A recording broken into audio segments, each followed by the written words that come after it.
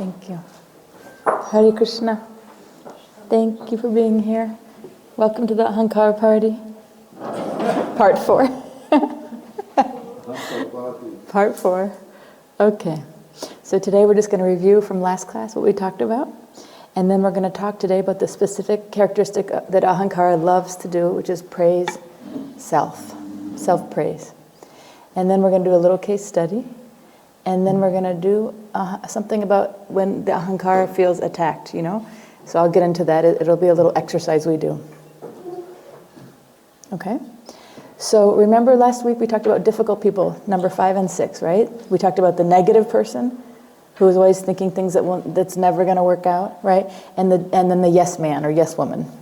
So the negative person is basically consistently negative. That's why they're called the negative person. They always think that nothing's going to work out, and that they will seldom say anything positive. Even if you have something very positive to say, then they just shoot it right down, and you're like, oh, you know. And then you maybe try to say something again positive, and they shoot it down again, you know. So they're like what we call in the U.S. negative Nelly. I don't know where that name comes from, but so that's like a negative person, right? And they bring you down when you're around them, right? So that's in general negative. And they kind of drain the energy out of you. There's a term called energy vampire, where you feel like they're like sucking your blood, but they're sucking your positive energy, you know? So that's why association is so important. So that's the negative person review. And then we have the yes man or woman. And remember we were talking about, why is this person difficult? This person's not difficult. They say yes to everything. But you never know where they stand, right? So they say yes to anything and everything, and maybe they overdo it. So they can't follow through. They're like, yeah, I'll do that. Oh, yeah, I'll be there. Actually, when I was younger, I went to college in California, and I used to live out there after I graduated. And I remember it was such a different culture than where I grew up on the East Coast, you know, because in California, it's like everything's cool, man, and everyone says yes to everything. And I didn't get it because being a New Englander, I took everything seriously. If you said yes, I'll see you at 5, then of course I'll be there at 5. But for them, it took me a long time to catch on that if they say yes, they'll say yes to 3 or 4 things. They were all at the same day or time, you know, and they just don't show up. That's the culture. Kind of like in India. But it took me a long time to understand that. So there's a lot of yes men and yes women that I experienced in that culture in California. I never got used to it, though. But anyway, so they have a very agreeable nature, but they can come across as being flaky or even fake. Like insincere, because they always say something positive, but they never actually give you real feedback, you know? They just don't want to upset you, you know? So that's the yes man. And they're doing all that because they crave approval, you know? They want you to like them. So they say yes, they don't want you to get angry, you know? So that's the yes man or woman. And then the other thing we talked about last week was hate. This Ahankara characteristic of hate, right? Remember we talked about it's like this intense dislike or disgust for someone. You can't stand the sight of them, the sound of them, anything that reminds you of them. You just really can't. You hate them, basically. And then I gave some signs. Remember I showed a list of signs that you could tell that you hate somebody. And then the last thing I ended on was ways to threaten a person's Ahankara. That's how we ended. So that's a little brief review. And now, today, so we did hates. We talked about the Ahankara characteristics of hates. And I remember a few of you were like, what about love? Where's love in all this? Or can't we say something positive? You know, so that's also another Ahankara quality. You know, especially like when I work with people one-on-one in therapy, if we start getting into something negative about them, one of their qualities, or a family member or something, unless it's a husband or wife, but otherwise like a mother or father, they'll be like, no, but actually my mom really did do a lot of good things. Let me tell you all the good things my mom did. It's so painful for the Ahankara to hear something negative about themselves, you know, yourself or someone related to you. You know, so it was very funny to me when someone was asking about love. You know, can we say something positive, you know? So that's also the Ahankara, you know, being very sensitive to this negative light on oneself. Okay, so let's get into praise. So self-praise, maybe you've heard of the other terms like boasting is also like self-praise, right? Or bragging. I don't hear people say it here much, but in the U.S. we say that person is bragging, right? Talking about how great they are, you know, boasting. It's when a person highlights their positive traits. Their positive traits or their positive qualities or their accomplishments, right? And the thing is there's nothing wrong with having a healthy amount of confidence. Confidence is good. If you don't have confidence, you can have like a depressed ahankara. You know, if you say nothing, you know, I don't have any good qualities. We don't want that either. But confidence, healthy amount of confidence is good. But bragging is when you take it too far. When you like take it too far and you exaggerate your strengths, or you're always talking about your achievements or your abilities. I don't know if you know somebody like that who goes on and on about how every time you see them, they're telling you some great thing they did and how great they are at that. There's people. I do. Okay, Dauji. I know someone. You know someone? Good. So yeah, there's people like that, right? And we all probably do it to some extent at some time, right? But the reason why we do it is we're trying to impress others, you know? And so we basically do this self-promotion, trying to get other people to go, wow, you are really good, or you are really smart, or you really do have a lot of achievements, you know? And bragging actually is interesting. Some people are like what we call like maybe a grandiose bragger. It's like so obvious. They're just like boasting about themselves. And some people it's not obvious at all. It's very subtle how they do it. And so I'll get into that in a minute. So people who brag in obvious ways might be trying too hard to be liked. You know, it's like, what do you want me to say? Like, wow, you're the most amazing whatever in the world, you know? They're just trying so hard to be liked. And then they have whatever trait that they want you to see that they're good at, you know? They'll tell some story about that because they want to be seen as funny or cool or intelligent or just worthy in some way. They want to be validated, you know? And there's another more subtle way people do it where they're kind of like hiding that they want that validation. So they might do it with a joke, you know, or they might do it with some sort of sarcasm, or they might even say a self-deprecating remark. They might say something negative about themselves in order for you to say the positive thing. No, you're not like that. You're not that stupid. You're just learning, and you're learning really quickly. Really, I am? Oh. You know? So that people have all the different ways. Ahankara has many different tricks to get this praise. Okay? So here's this guy. When I was younger, much younger, when I was in my 20s, I had a boyfriend who was he wasn't actually that big of a guy, but he was totally into lifting weights because he wanted to be a big guy. And he would always be like, look at my guns. And they weren't that big. And he'd be like, squeeze them. And I'd be like, woo. So this picture reminded me of him because this guy's like, you know. So healthy relationships always require a balance, right? A balance of the feelings and the needs of two different people, you know? So a relation is when you're both sharing, not only one person. And so that's one way you can tell that there's a problem. Even if you're like, I don't know if this person is bragging or not, but it feels like they're talking like 80% of the time, and I'm doing the listening, you know? That's off balance for a relationship, you know? And they may not be bragging per se, but they may be doing something to like get your attention, which is just sucking you dry because they're talking, and you're listening, you know? So that can cause a strain on relationships, especially if you're only talking about yourself, right? That makes you seem like arrogant or selfish in that moment. And bragging can cause your relationships to become very one-sided or strained if it becomes a pattern. You know, there may be some one-off scenario when there's some really big achievement you had and you want to talk about it. That's different. You know, so we also have to be careful when you're applying these concepts in life to say, is that this person's pattern in my relationship with them? You know, or is this like a one-off? You know? Okay, so there's two types of self-praise. This overt type where like, look at me, I'm so cool, I'm the best, you know, right? Where they openly kind of basically boast about themselves or their achievements, right? In an effort to make a good impression on people. And there's people like that. You know, I see people like that. They're not shy about it. They're like, did you know I'm the best, whatever? And it's like, okay, yeah, you're amazing, you know? There are people who just, you know, more bluntly say it. And then there's other people who try to present themselves in this positive light, but they do it, like I said, with a joke, a compliment, some self-deprecating statement, right? But it's still intended to win the attention and praise. So they're more sneaky about it, and you don't even realize you're doing it. You're just like, oh, no, you are really good at that, you know? You might not realize that they've put the hook in you.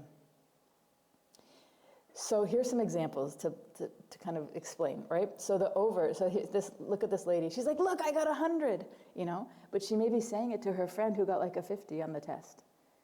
That she doesn't have like a whole lot of empathy. She's just like rubbing it in that person's face because she wants to show that she got 100 and she's the best, So boasting about how good you are, like your accomplishments or how much money you have. Some people do that, right? They'll say, I have this kind of car. The best. It's like, come take a ride in it. It's the best in class. Come, and they totally they're showing off something, and it's different because we're like, well, we're in spiritual circles and we live in an ashram where we don't have a car, but there's still ways to do it, right? Even without that, there's still ways because it's like in the mind, just showing off something. It will play out, in some way. You could have the best pair of glasses or whatever. It doesn't matter, right? Or name dropping, right? About important people you know. You can be like, oh, well, I studied with so-and-so, or I, just dropping the names, because that makes remember the whole thing at the beginning I showed about Ahankara? It's like, I did this, and I know this, and then it's like, see, and what does that mean without saying? It means that you don't know this person, or you don't know them as well as me. So the name dropping is a one that people use. Or telling stories that paint you as the hero. That's a very tricky one, right? That's a very tricky one, because you may never say that you're the hero, but you may say, that this person was in need, this person was really in need, and I was there for them. Or this situation happened and I'm the one who took care of it, So you make yourself the hero, but you don't realize it. You might not realize it until you look and say, am I doing that anywhere? Where there's something that's not so good, and then I come in and save the day, basically. Right?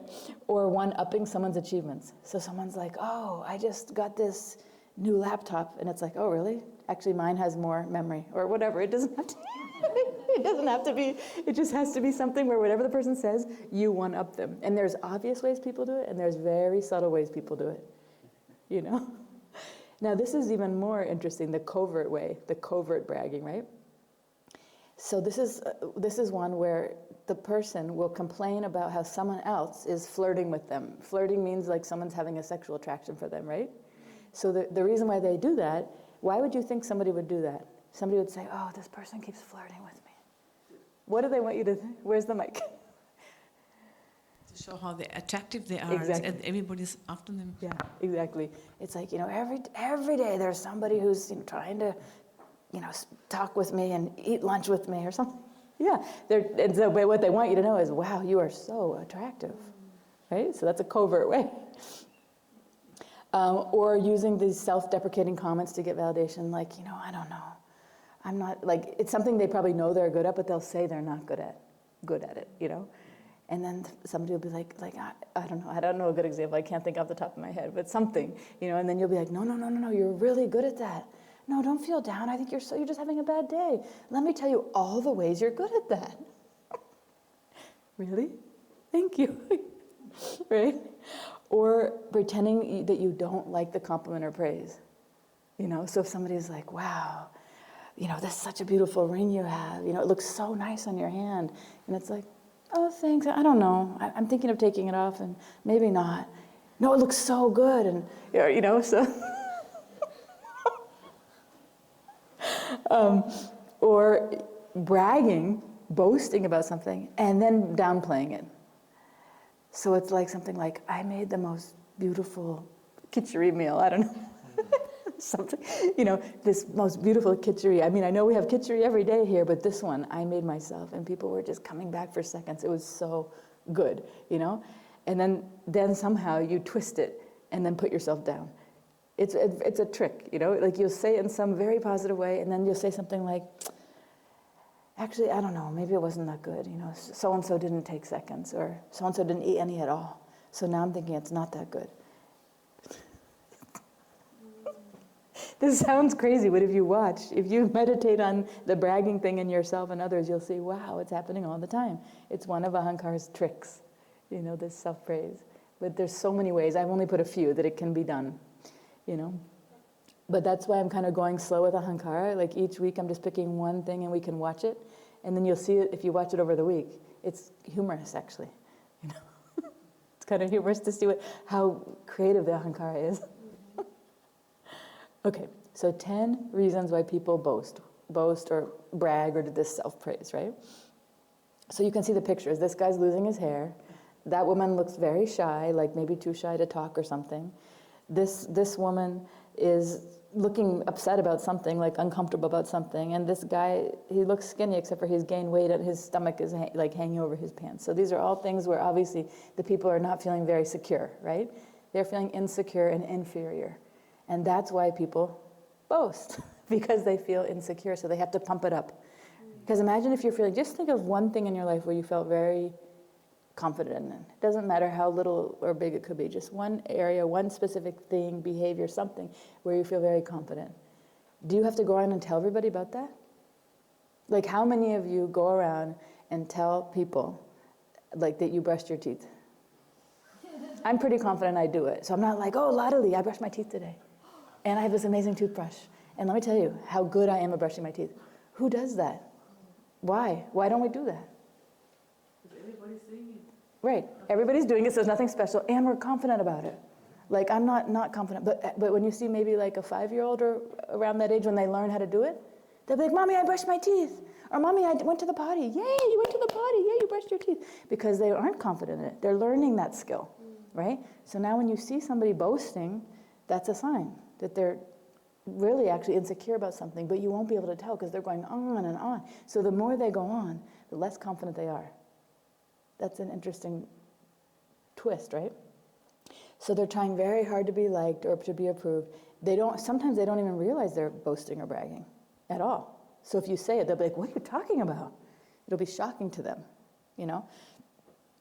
That's another quality of Ahankara, right? It blocks our ability to see ourselves. So we don't think I'm boasting. I was just telling you that I have 5 degrees. I'm not boasting. It's like, why do you need to tell me you have 5 degrees? You know, unless you're in a job interview. So there also, another reason why people boast is because they might be socially awkward and they don't know what to say. So because they feel nervous in social groups, they try to say something that makes them look acceptable.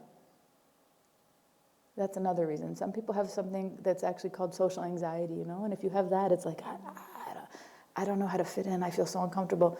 Let me say something so these people will accept me and so I can feel cool, you know? But really it's getting the opposite effect. They're like, who is this person who thinks they're so great, you know?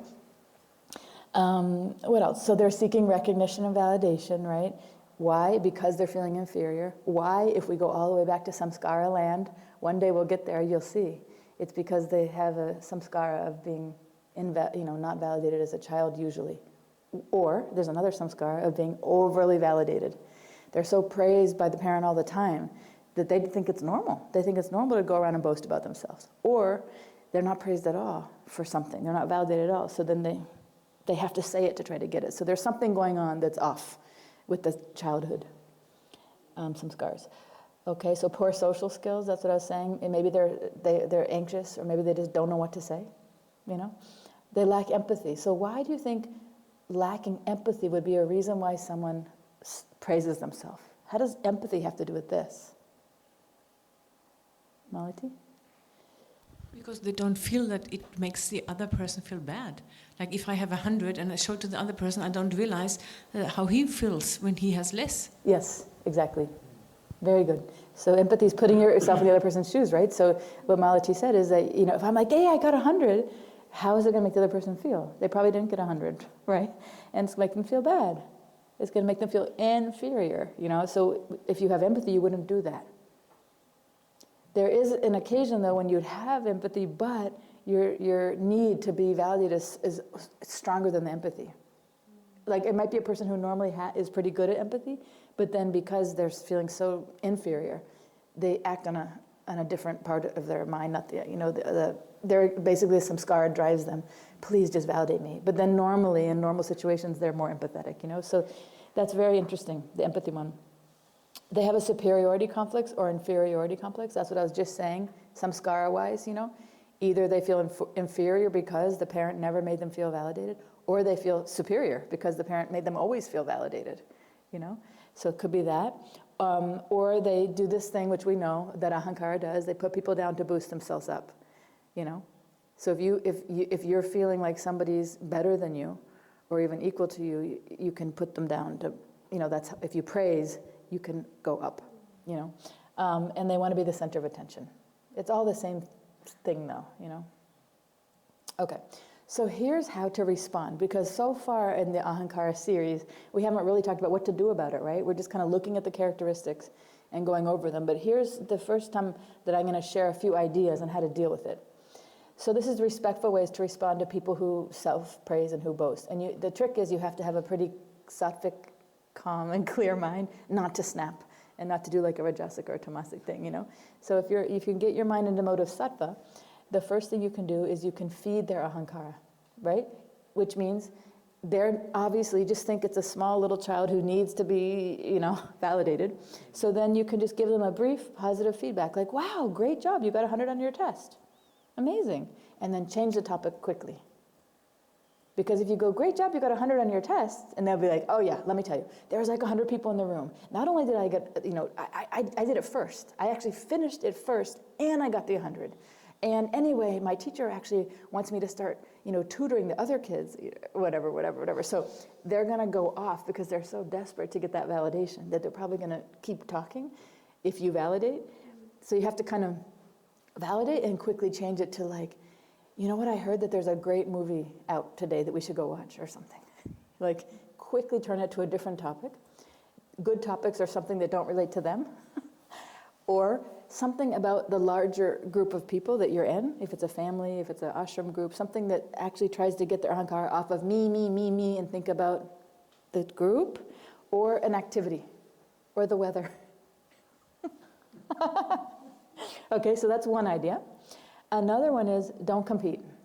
So just imagine you also are in the class, and she's like, I got 100.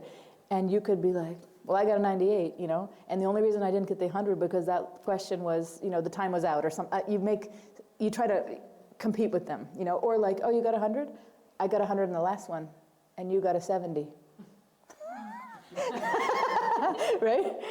So that's like competing.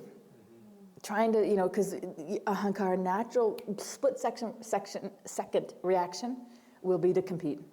That's why I'm laying it out very clearly. Don't compete. There's no point. Otherwise, it's just like, you know, you're not going to win with somebody else's Ahankara. I mean, not by competing, you know. So don't compete. Just praise. It's an Ahankara food. You know, that's what Babaji calls it. Give them their Ahankara food. Give them the praise, you know, and then quickly change the subject, you know. Another one is you yourself can model humility. What does it look like to be humble to them? You can model it yourself, right? So talk about yourself less, you know? Show more interest in others. Share the credit or praise if you have been given a compliment. Like, wow, you know, like you did an amazing job on that test, you got 100. And be like, yeah, well, actually, I had this tutor who's been helping me for hours, and I am so grateful for his time. I couldn't have done it without him, right? So then it's not all about you, you know, it's about the people who are helping you. Or admit your shortcomings and flaws. So if someone said like, wow, you got 100, that's amazing, instead of being like, oh yeah, I finished in record time, and let me tell you, I'm on a winning streak, or whatever, you know, just continuing to boost yourself up. Instead, you could say, yeah, I got 100, but you know, it's really hard for me. I have like a learning disability, and so I'm pretty lucky I got the 100 because I'm dyslexic and I always flip the letters around, and admit your shortcomings instead of just trying to be some perfected being, you know. Also apologize when you make mistakes. So in that case of getting 100, I'm not sure what it would be, but that's one way to kind of be humble, you know, and not, for them, you know, instead of saying something, you could, I'm not sure what it would be for this one, but I guess in general, apologize when you make mistakes. I don't have a good example for that. And then the fourth one is see beneath the surface. So you know that anybody who's bragging, it's often a sign of insecurity, right? So if they're insecure, basically they're desperate to hear it. That's why they're doing it. There's no behavior that I see that doesn't have a reason. It's just that we don't know the reason, and we probably assume the wrong thing. Like, oh, look at this person, know-it-all, obnoxious, you know, bragging, you know. Instead, be like, wow, that's a sign of a very desperate person in that moment who really wants to be seen, you know. So try to maybe have some compassion for them and just say something nice to them. You know, what does it cost you to say something nice to someone, you know? And also of low self-esteem. So low self-esteem means that your self-esteem is coming from other person validation and compliments and all that. You don't feel good. You don't have an internal locus of control. You have an external locus of control, meaning, If I don't get my, praise each day, I'm not going to feel that good about myself. I need it to come from other people. So that's what it looks like when someone's doing that. That's why they're coming out and trying to get it, Okay, so now last week I ended on this. So I'm going to start with our case study, and we'll do some activity around it. Okay, so Royal Rajasi Dasi. Her identity is the ashram kitchen cleaner. Okay, and this is what she thinks about herself. I am so good at what I do. To enhance my natural skill set, I read a book and I watched a video on kitchen cleaning, and I learned some special cleaning techniques to make the kitchen sparkle. Some of the wealthy ashram guests visiting from Hawaii, who have a very high standard for cleanliness, told me that they've never seen such a clean kitchen. The wife revealed to me that I have a special gift and special skills that make me an amazing kitchen cleaner, better than anyone else she's ever known. Can you imagine what a person is like who's like that? Special. When I was sick with typhoid and I couldn't get out of bed for 1 week, I was shocked to see how dirty the kitchen was. The kitchen became. Even though I still was sick and I had a high fever, I cleaned the kitchen for 7 hours because nobody can do it like me. Okay? Royal Rajasi Dasi. She keeps on going. I sent my guru pictures of the clean kitchen. Although he says that in true love we don't need to say thank you, still he responded, wow, thank you for your hard work. You are so great to agree to take on this task of cleaning the kitchen every day that none of my other students would agree to. I felt so embarrassed that my guru wrote this to me. I'm just his humble servant. I have a microfiber mop, which is rated the best mop in the world. When the kitchen manager criticized me and told me that I need to improve my cleaning skills and that I should take some kitchen cleaning classes, I became angry and I told him no. He must be blind not to see how I always make the kitchen perfect, beautiful, and sparkling clean. This is our friend, Royal Rajasi Dasi, okay? So there's 6 points here on her. Now, the sattvic approach would be, if she's talking to you and saying this stuff, these are all quotes from her, so if she was talking to you and saying this stuff, you have to kind of remain calm, see the positive aspects, right, of whatever her difficult characteristic is, which is kind of, right, she's bragging a lot about how great she is, right? You have to try to see what's positive about that, right? If they're always talking about how great they are, you can try to see something like, oh, wow, that's a good quality, they're enthusiastic. She's enthusiastic about the wrong thing, about herself, but still, you can take enthusiasm and you can go with that. That's the whole thing that a therapist does, actually. The therapist is looking for your good qualities, even though they're wrapped maybe in some negative thing, and trying to help pull that out and move it in a positive direction for you in your life, so you don't keep hurting yourself, basically. So that's the idea. Okay, enthusiastic. Wow, she's enthusiastic. What can we do with that? Try to see the situation from her point of view, empathy, so that's what I was talking about. Obviously, to say all that, she's feeling pretty insecure, You can ask open-ended questions to try to understand her at a deeper level. Like, what insecurity, you wouldn't ask her this, but what you'd be going for is try to figure out, what is she so insecure about? What is she trying to cover up? Maybe she feels like, well, there's other devotees who are, doing editing, book editing, and I'm not qualified for that. And I feel kind of, insecure because I'm just cleaning the kitchen. So that's why I have to tell everybody what a great kitchen cleaner I am. It might be something like that. She's feeling triggered by other people who are more, qualified. It may not be more qualified, but she feels like, well, I'm not as intelligent as these other people, so I have to look intelligent by telling everybody how great I am, right? So when you really understand somebody's psyche, you do it through a non-triggered way, then you're like, oh, I feel bad for that person, actually. That she needs to do all that and say all that, instead of realizing, like, she's good as she is, So why is it so important for them to feel so great by us, by us validating them? So these are some different ways you could try to approach it if somebody's acting like our friend Royal Rajasi Dasi. You can also give them this feedback, right? that I said before, kind of this brief positive feedback and then change the topic. Don't compete with them, right? And you can model humility. These are all the points I made before, right? Model humility, see beneath the surface, right? Now here's the opposite. This is what we ended on last week. How to threaten someone's ahankara, right? So here's the opposite of, this is like the Rajasic or Tamasic approach, right? So you can tell them, just ignore them altogether when they're bragging. You can reject them or tell them no. You can criticize. Like, you think you're so great? I went in that kitchen, it's not clean. It looks like crap. I see a dead mouse in the corner. Yeah, right? You can tell them they're wrong, disagree, be disrespectful to them.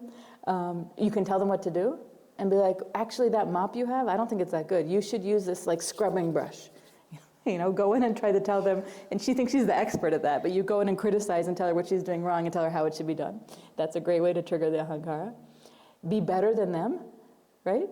So actually you could go in and just be like, let me do it. Take over her thing and try to do it better than her, or just tell her how you better, you know? Be more successful than her, you know, in some way. Have a closer relationship with her. So she's talking about her guru. So you could be like, oh, you know what my guru said to me? Let me tell you. And then you show a message. You read a message that's even nicer what he wrote to you. And she'd be like, oh, now I feel like crap, you know? You can get attention and praise from someone who's important to them in front of them. That's a real trigger for the ahankara. You know, somebody who's really important to them, and then they praise you. That person praises you. Or you can tell them that you can do it better, or just step in. That's kind of what I said. You know, be better than them and step in and actually do it in front of them. So these are all ways to upset somebody's ahankara. I'm not saying it so you purposely do it. I'm saying to just be aware, right? Because it's very natural for us to act in ways to upset people's ahankaras unconsciously, inadvertently. We're not trying to. It's just we're acting on our ahankara and our samskaras, right? So now, let's try it purposely. What would you say to threaten our friend Royal Rajasi Dasi's ahankara? So, remember the story? Let's look. What would you say to threaten her ahankara? She's saying, I'm so good at what I do. You already gave so many nice examples. Yeah. You already said it. That's nice for my ahankara, thank you. So now, pretend. I want you to pretend like you're having a conversation with her. She's talking to you and she's like, I am so good at what I do. Just pick one of these things and say something directly back to this. Dauji, and then Janava. Go ahead, Dauji. I'll give you a PhD in kitchen cleaning. That's how you threaten? I'll give you a PhD in kitchen cleaning? Kitchen cleaning. But how is that threatening her ahankara? Sarcastic, obviously. Okay. Okay. Go ahead. So you tell me that you were sick when you came to the kitchen, like the kitchen's supposed to be clean.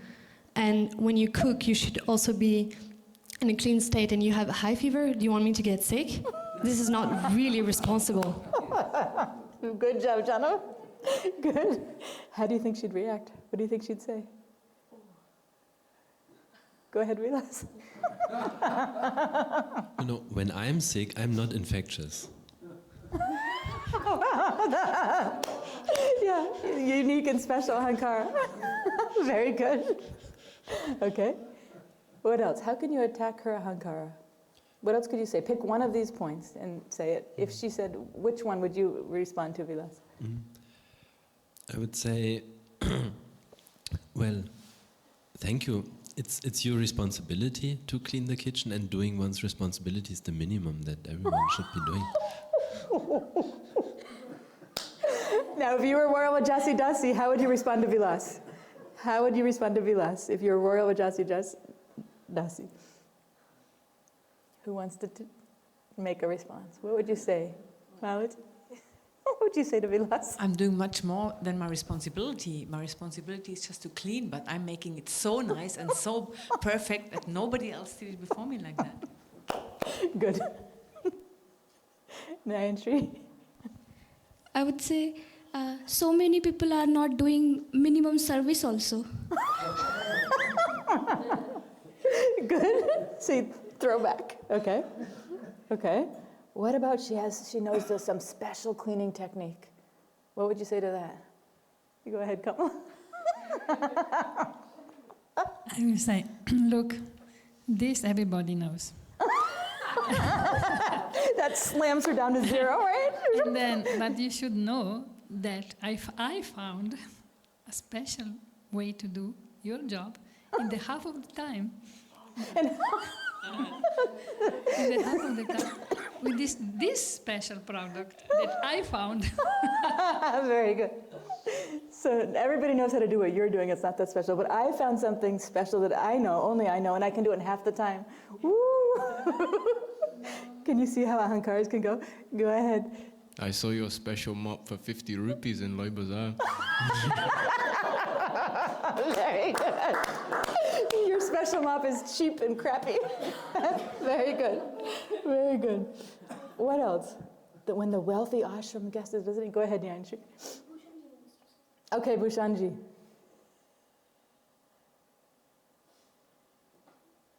I would say, and actually I've done this before to one of my co-workers, I regret it.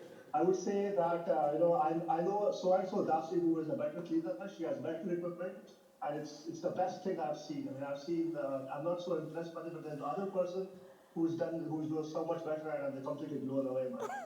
This is all right. Good, Bhushan. So Bhushan would name someone else who's better at it, who has better equipment, who's better at cleaning than her. Ooh. How do you think she'd respond to that? Yes. How do you think she'd respond to that? Well, I told this to my colleague.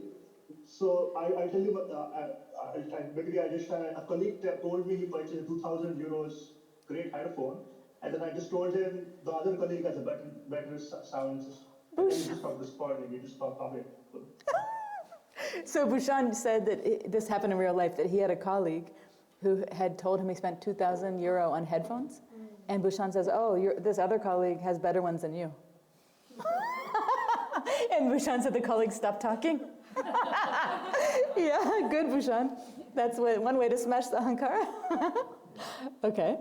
I would say, okay. Can I say something? Yes, please. It looks like we need to look for somebody else for cleaning work here. Oh my God.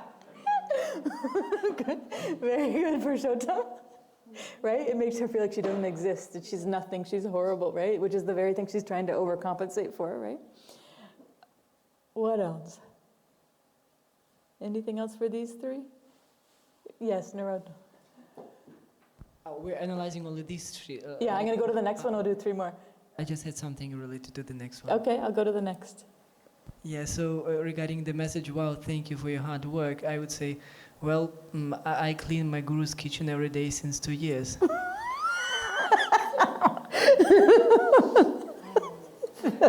Very good. So that's like a one-up, you know? So you think you're working so hard, you're reading the message, and you're like, well, actually, I clean his personal kitchen. Forget about the ashram kitchen, right?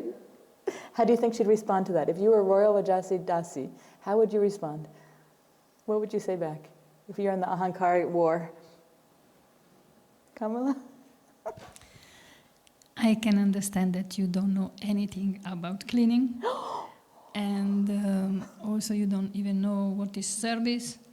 And I think better you leave me alone.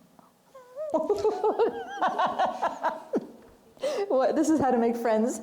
What's that book? How to win friends and influence people? Malati? But I clean his temple room every day, and I'm not even talking about it because it's such a confidential service. So I clean Babaji's kitchen or the Guru's kitchen every day, and then Malati says, well, I clean his temple room every day, and then what? It's a, what do you say? It's such a confidential service that I don't even talk about. It's a confidential service that you can't even talk about it. You see? One up, one up, one up. And what do you think about, what could you say back about what the Guru said? Look what he said. Thank you for your hard work, right? Go ahead.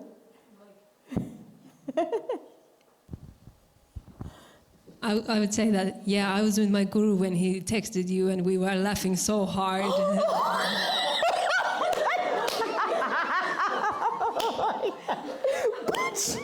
We were laughing so hard. True right? stories of my Guru. Very good. And if you were Royal Rajasi Dasi, how would you respond to what she just said? No, how would you respond to what she just said? What if you were Royal Rajasi Dasi and she said, oh, yeah, I was with him and when he texted you, we were laughing. How would you respond to that? Laduli? You're so jealous that you're imagining this. You're lying to me. You can't understand that I sent so nice picture to Guru and he likes them so much that you are imagining this. You're imagining. Very good. What about the fact that the Guru didn't actually say that she did a good job cleaning?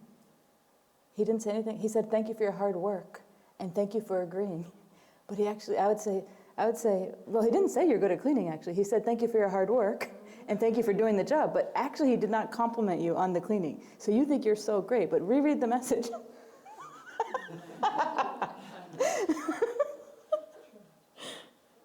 What would you say if she said, I feel so embarrassed? Remember this like false humility kind of? I feel so embarrassed because he wrote this to me. So what's she looking for? And I'm his most humble servant. What is she looking for when she says that? Use the mic. She's looking like for validation. Validation. So what would you say if you were in the Ahankara attack mode? What would you say to smash her Ahankara? I felt so embarrassed that my Guru wrote this to me. I'm just his humble servant. After she totally is boasting about herself, what would you say? I would say you're far away from humble service. You're far away from humble service? You don't look embarrassed after what you just said. You praise yourself so much. That's far, far away. Yeah, very good. Okay. And how about her microfiber mop? 50 rupees in Louis Bazaar.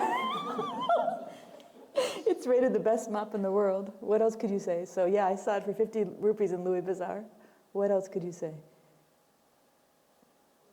Vilas? And better than buying all this plastic crap here that,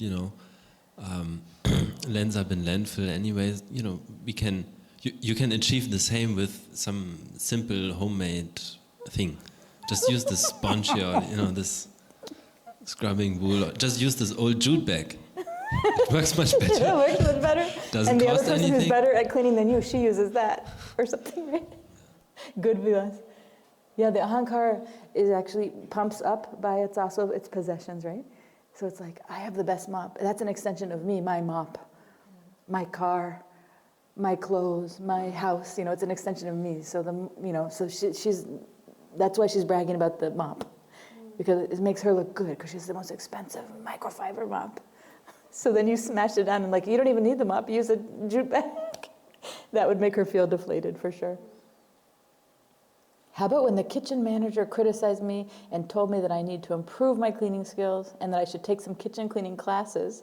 I became angry and I told him, no, he must be blind not to see how I always make the kitchen perfect, beautiful and sparkling clean.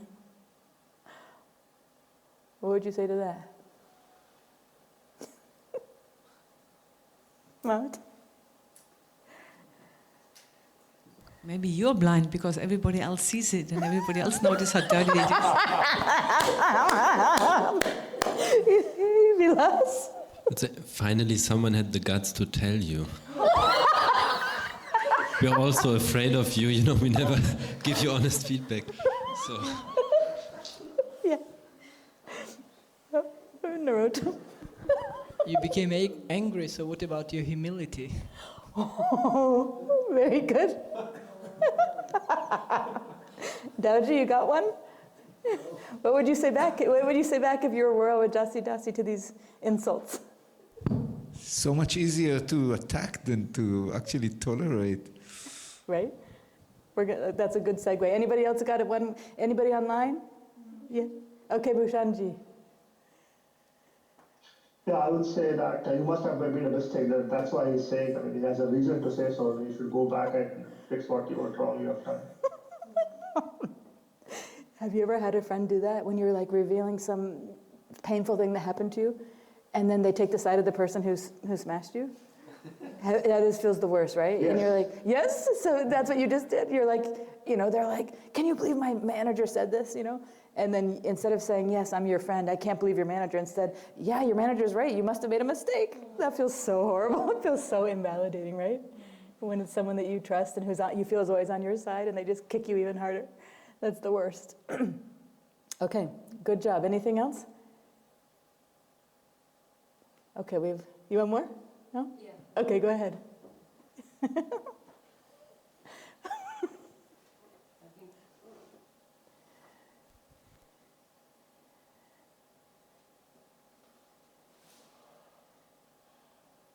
Is it dead? I smashed it. Oops. I think I would say like, oh, you must be so thrilled now because he made you so humble. That's so good, right? She's bragging that she thinks she's so humble. So then you put it in her face. Very good. Okay? So now, the sattvic approach is remain calm. See the positive aspects of the person's difficult characteristic, right? If they're always talking about how great they are, you can see how enthusiastic they are. These are some of the things I said at the beginning. But now look again, because we're going to try to do it, okay? This is a reminder. Try to see it from their point of view and ask open-ended questions to try to understand them at a deeper level. So these are all things that therapists do every day with their clients. Because when a client is coming in, they're having problems. And you might be able even to see their problem and see how they're affecting other people and see why it's not working. But you have to kind of try to help them see the positive aspects of themselves as well. Try to have empathy for their situation. Eventually you have to help them see what they are doing, but you can do it in this way that will help them see it themselves. By asking questions, making them feel understood, going into a deeper level of what's really bothering them, So this is feeding the Ahankara, right? Giving them this brief positive feedback and then changing the topic. Don't compete with them. So this is all the stuff that we want to do, the good stuff, the opposite of what we just did, right? You can model humility to them. You can see beneath the surface, right? There's threatening. Okay. So now, what would you say to please her? What would you say to please Royal Rajasi Dasi's Ahankara? Let's go back. There she is. Okay. You can try to think of yourself in the role of like maybe she's like your best friend, or like you're the mother of her, for the father. You feel very like she's a very endearing person to you. Like you love that person very much, and they come and tell you this. What would you say to her? Something? Yeah. I will say, oh yeah, I can see that you are really doing your best in cleaning, and actually the result is very good. Nice. And then must be that you are very enthusiastic and really involving yourself in your work. Nice. And I will say, I also try sometime, but it's not coming up like you are doing it. And maybe you can show me how to do it. Wow. And sometime, if you want, we can do it together. Nice. And so I can learn from you.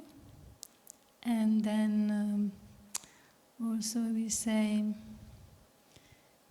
it's not necessary that you are doing it all the time alone, because this is a real hard work.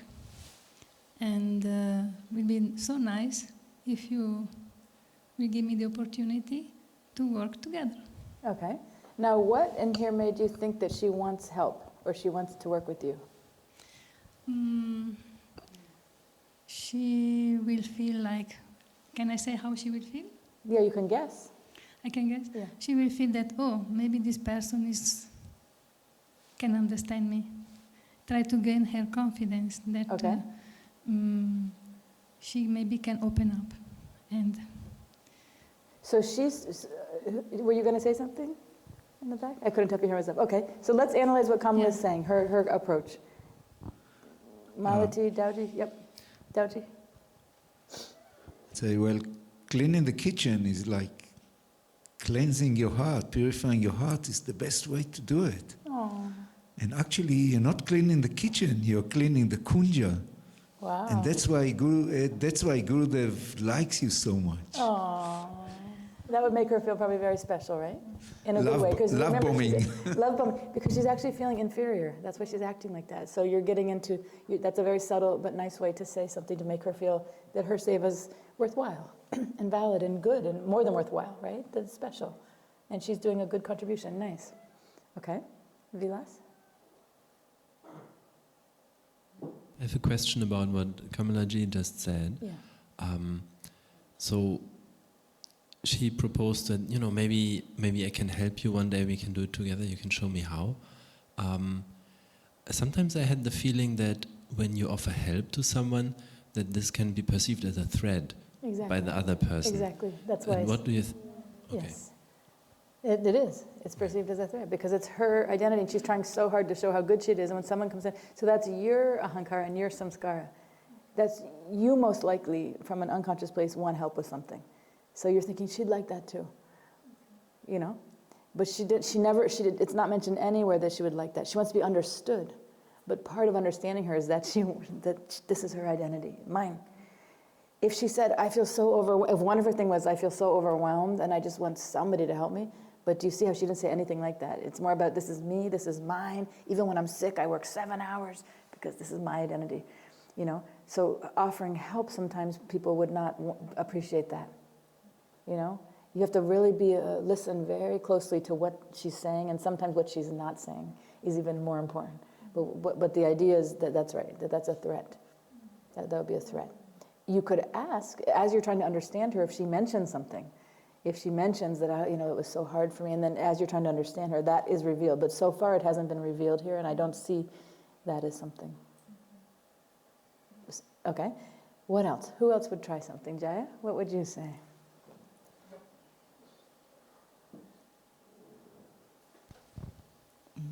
I would also say, I'm happy that you're doing that seva. Yeah.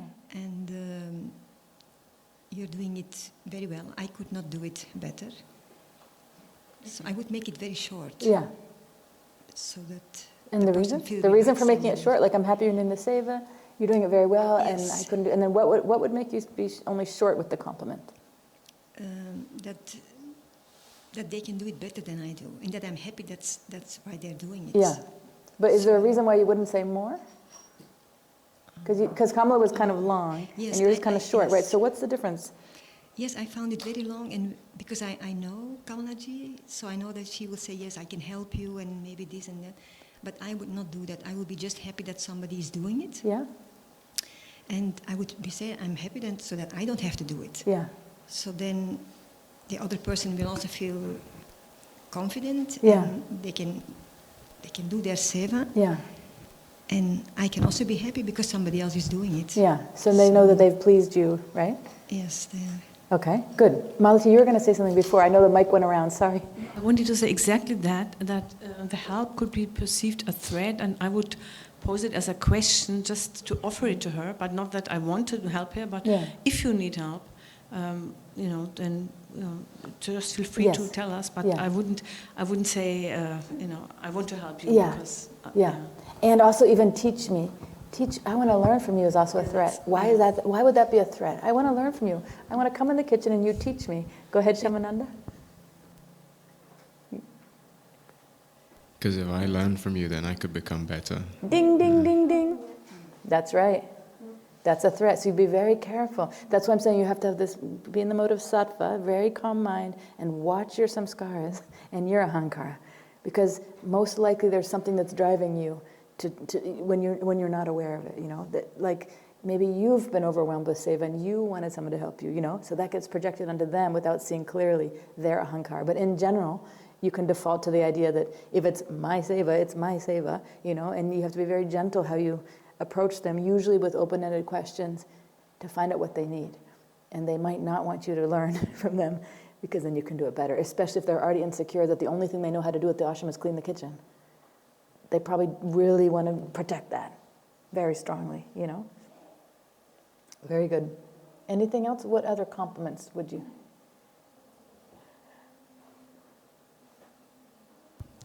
I would say I can see how committed you are Very nice. during this seva. Yeah.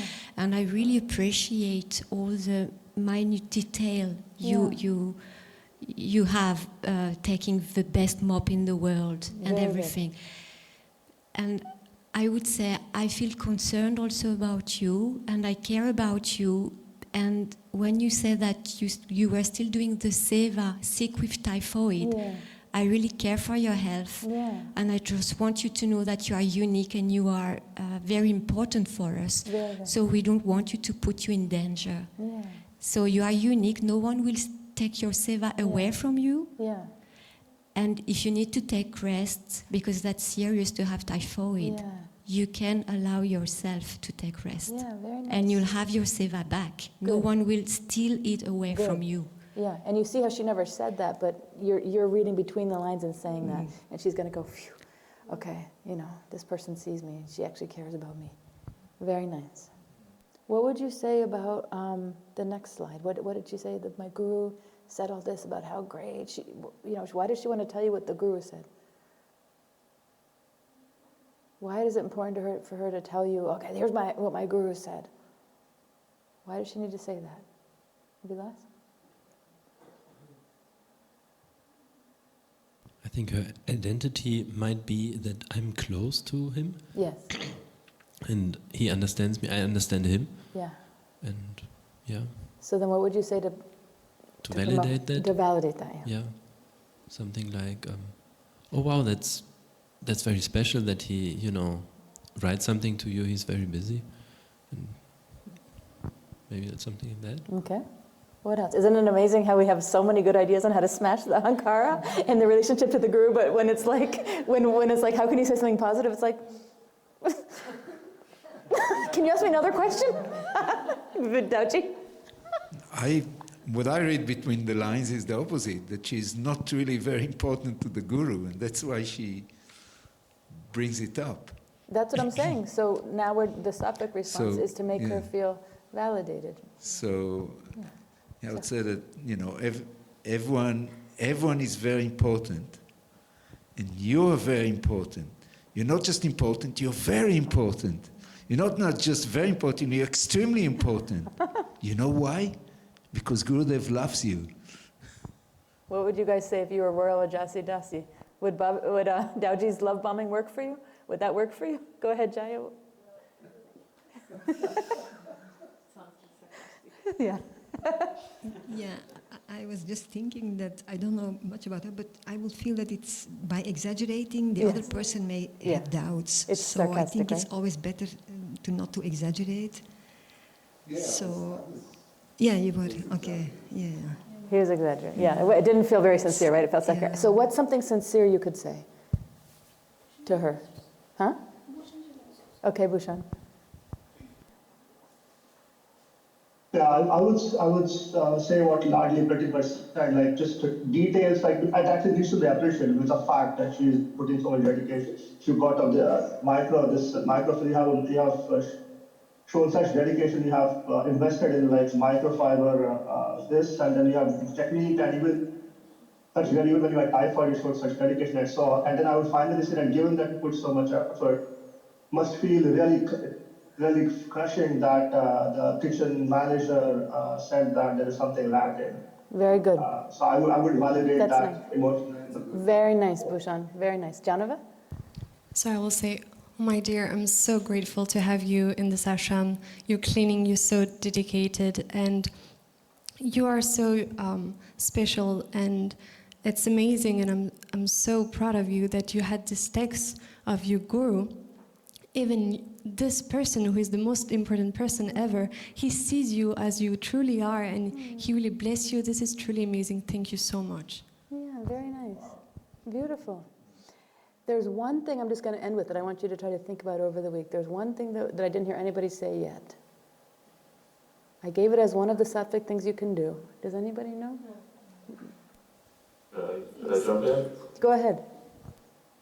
So I would say I see your dedication and your passion for this work. I want to know more about your process. Like, what is it like when you're in the kitchen? What does that feel like? That's it. Open-ended questions. Good job, Alex. That's it.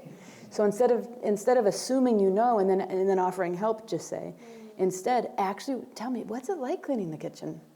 Tell me your process. Not because I want to do it, because I'm so curious to know what it's like. And I think that that is something that you can go a long way with somebody, especially when they're going on and on. They want to tell you. They don't really care that much if you say, good job with the achievement, you know.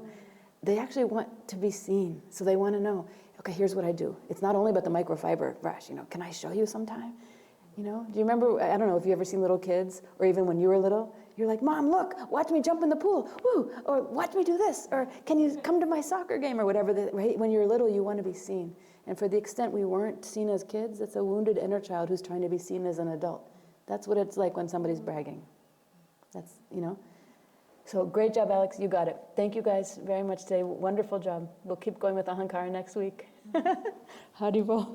Radhe Radhe.